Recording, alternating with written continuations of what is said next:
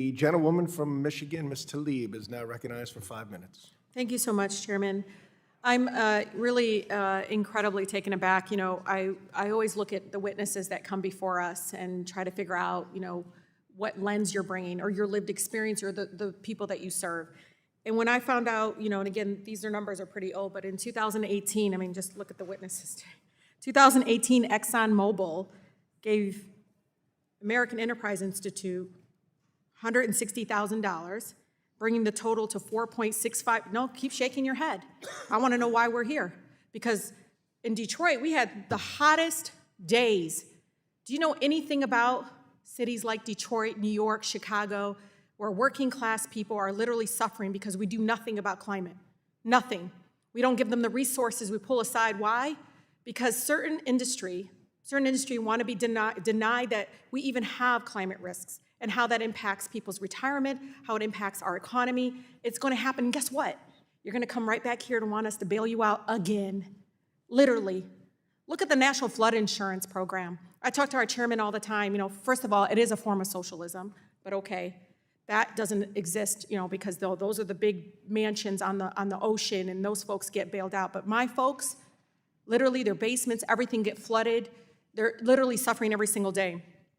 This whole ESG, quote, unquote, whatever debate, you know, it is fabricated political issue. We already know. I mean, luckily there are folks within your industry who have actually spoken up and said, this is BS.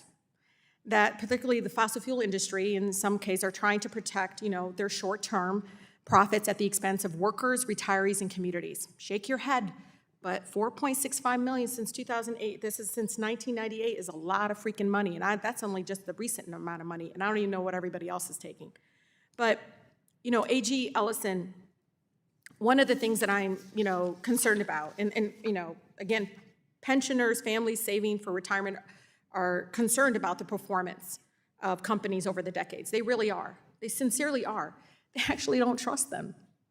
I got a lot of retirees that don't trust them, y'all. I mean, they're pretty, so for them, transparency is a wonder. This is exactly what they need to be talking about. This is exactly what they need. They want to be able to access that information. They need to protect their investments. So AG Ellison, can you touch on the ways that ESG disclosures promote long-term value creation instead of risky or short-term profit-seeking initiatives and movements that they're supporting? Congresswoman, I think they drive a conversation that is essential. I think they drive a dialogue. They allow questions to be asked and answered. I agree, immaterial, truly immaterial information, that's one thing. But how climate is impacting people in an urban environment like Detroit, where I grew up, it's everything. People die when it gets too hot for too long. But also the issue of governance is critical. People want to know, are we getting all points of view in this conversation so that we can assess the risk all the way on a 360 level? And certainly, you know, in the area of social does matter to folks.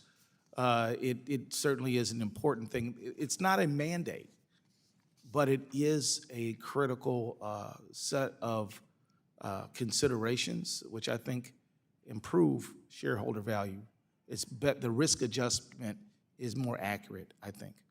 You know, it is the anti-ESG crusaders here are simply, you know, for me, carrying the water of corporations that don't really want to disclose long-term risks that their businesses face. And it's true, I don't know how much data we need, how much more studies. I know my folks are really tired of the studies and constantly, you know, because it reveals everything we're supposed to know, right? But we do nothing about it. We're saying not now, not really. And I don't think that there is any care of whether or not the heat or the climate challenges are really impacting human life or certain sectors of the business. And you know, I know, AG Ellison, you're going to give me some examples of material risks related to workplace safety, racial equity, workers' freedom of association that ESG disclosures might reveal. We can continue talking about that.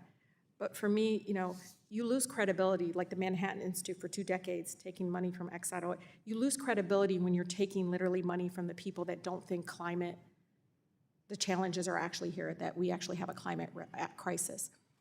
You lose credibility. You gotta come here and you gotta understand this is real and it's happening, and saying it's not happening or how somehow it's impacting the private sector and stuff, guess what? Y'all all gonna end up right here asking us to bail you out. So do something now about it.